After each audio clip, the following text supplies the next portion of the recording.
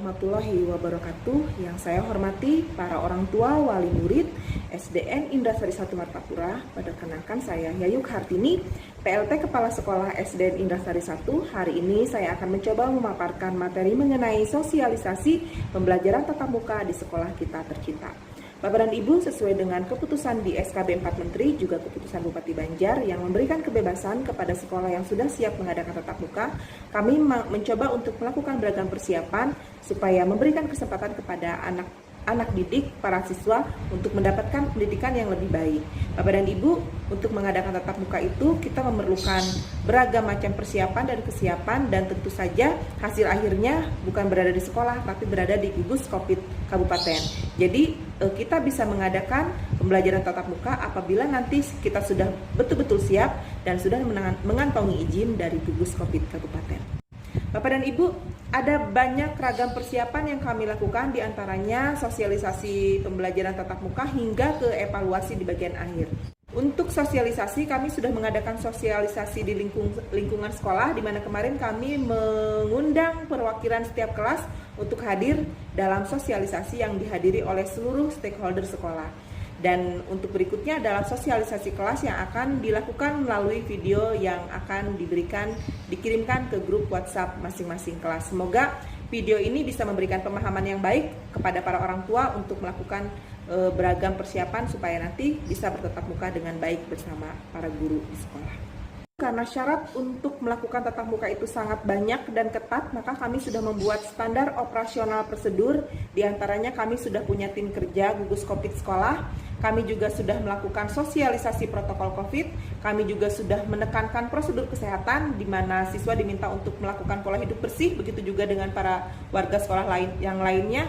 Kami juga sudah menekankan penggunaan pola hidup bersih dan 3M, memakai masker, mencuci tangan, dan menjaga jarak bagi seluruh warga sekolah. Selain itu juga warga sekolah yang punya comorbid atau lagi dalam keadaan sakit dibolehkan untuk tidak berhadir ke sekolah. Bapak dan Ibu, kami juga sudah menyiapkan beragam fasilitas, diantaranya fasilitas cuci tangan yang sekarang sudah banyak sekali berada di lingkungan sekolah. Di setiap depan kelas sudah ada, di sekitar sudut-sudut sekolah juga sudah ada. Kami sudah mempunyai UKS dengan APD, kami punya ventilasi udara dan ruang sekolah yang sudah dibuat sesuai protokol, sudah memperbanyak tempat sampah, toilet, dan sebagainya. Tapi meskipun demikian, meskipun kami sudah melakukan beragam kesiapan, keputusan untuk tatap muka tetap berada di tangan orang tua masing-masing siswa. Jadi orang tua dibebaskan untuk memilih pola belajar, apakah mau tetap belajar di rumah bersama orang tua atau mau melakukan dalam pola tatap muka sesekali bersama guru di sekolah. Bapak dan Ibu, untuk diketahui bahwa dalam tatap muka nanti kita mempunyai protokol kegiatan belajar yang sangat ketat. Di antaranya adalah yang pertama, kita melakukan screening dan protokol kesehatan, di mana apabila ada guru, siswa, atau anggota keluarga yang sakit, maka diperbolehkan untuk tidak hadir ke sekolah, dan absen tetap dianggap hadir. Sehingga jangan takut, meskipun anak tidak hadir ke sekolah, kalau dalam keadaan sakit, kami tetap menganggap mereka hadir ke sekolah. Kemudian juga setiap siswa, juga pengantar, juga guru, dan seluruh warga sekolah wajib menggunakan masker. Apabila hadir ke sekolah tanpa menggunakan masker, maka kami tidak mengizinkan yang bersangkutan untuk masuk ke dalam lingkungan sekolah. Jangan lupa juga untuk menggunakan masker dengan standar kesehatan yang baik, dan jangan lupa juga untuk memberikan 1 masker cadangan di tas anak, begitu juga hand sanitizer, atau bisa juga kalau ingin menggunakan penutup muka.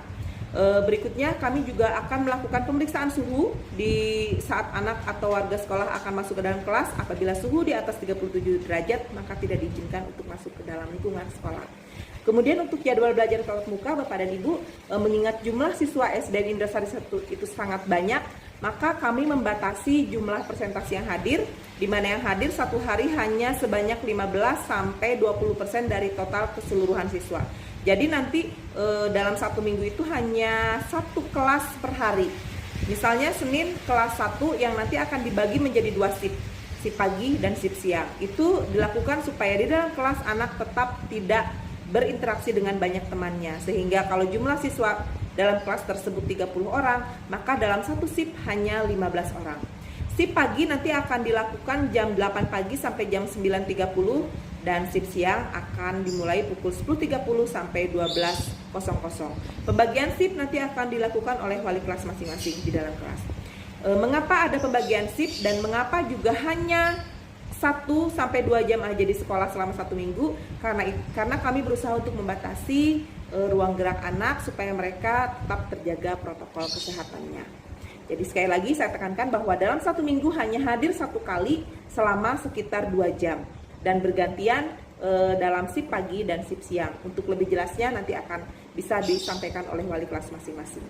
Berikutnya kita juga punya protokol kegiatan belajar Bapak dan Ibu, di mana dalam protokol ini kami sudah menyiapkan pengaturan tempat duduk dan mobilitas antar jemput. Jadi kalau tempat duduk nanti akan dibuat berjarak, di mana setiap anak berjarak sedikit agak jauh dari teman yang lainnya.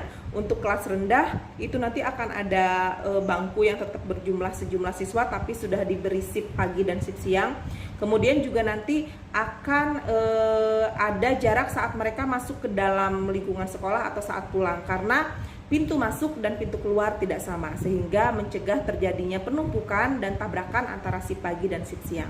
Selain itu, di lingkungan di dalam kelas maupun di luar kelas kami sudah menyiapkan pola-pola tempat berdiri anak atau tempat duduk anak yang sudah dibuat berjarak sehingga tidak dekat dengan yang lainnya.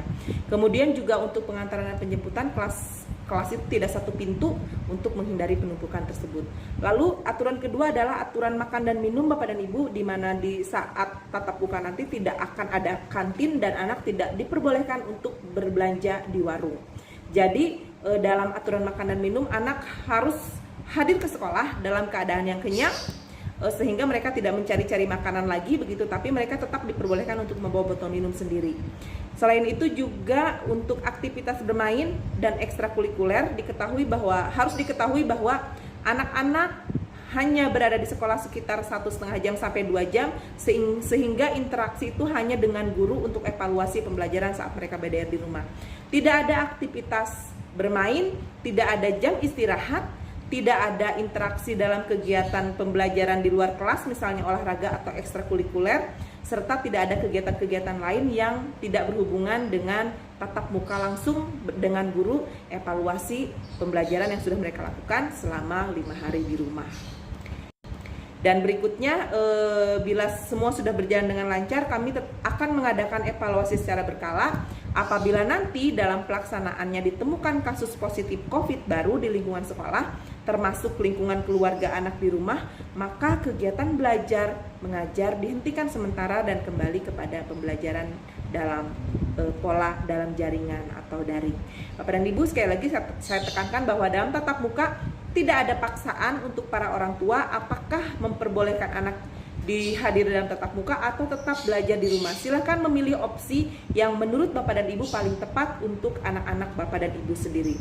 Kemudian juga sekali lagi ditekankan bahwa pembelajaran hanya berlangsung sekitar 1,5 jam sampai 2 jam selama 1 minggu 1 kali. Anak sudah diaturkan standar operasional untuk belajar dan kegiatan-kegiatan di sekolah sehingga kami menjamin anak-anak Bapak dan Ibu dalam keadaan sehat, tapi tentu saja diperlukan kerjasama yang baik antara sekolah dan rumah supaya anak-anak tersebut tetap terjaga protokolnya, bukan cuma di lingkungan sekolah tapi juga di lingkungan rumah masing-masing. Bapak dan Ibu, semoga video ini bisa memberikan gambaran untuk bagaimana tatap muka nanti di sekolah kita, tapi perlu diketahui bahwa jadi tidaknya pembelajaran tatap muka itu keputusannya ada pada tim gugus COVID kabupaten. Jadi meskipun kita menginginkan atau kita sudah siap, apabila tim gugus belum memperbolehkan, maka kita tidak bisa melaksanakan pembelajaran tatap muka tersebut.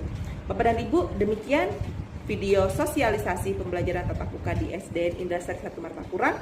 Semoga bisa dipahami dan untuk yang belum memahami bisa bertanya langsung kepada wali kelas masing-masing. Berikutnya nanti Bapak dan Ibu diminta untuk hadir ke sekolah untuk menandatangani surat persetujuan tatap muka atau tidak setuju juga boleh. Demikian, wassalamualaikum warahmatullahi wabarakatuh.